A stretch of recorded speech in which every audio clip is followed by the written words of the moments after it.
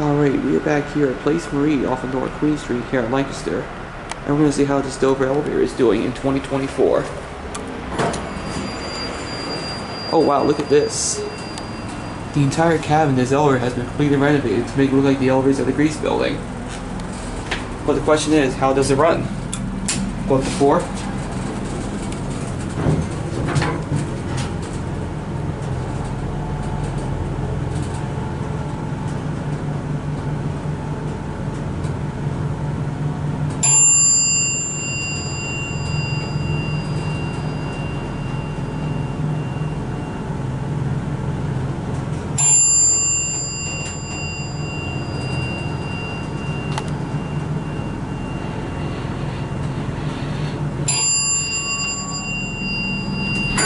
Your 4.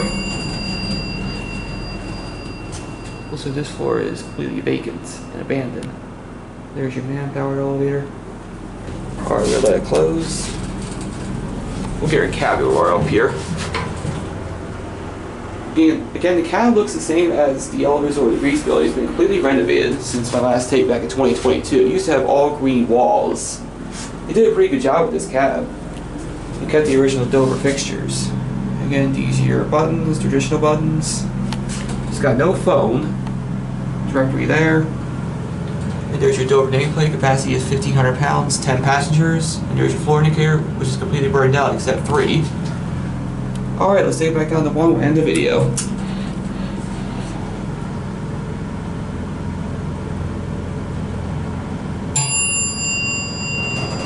I assume this Dover was installed sometime back in the late 70s, early 80s. I'm not sure what the exact year was when this was installed. Watch the button go out since every floor below 3 is burned out on the indicator.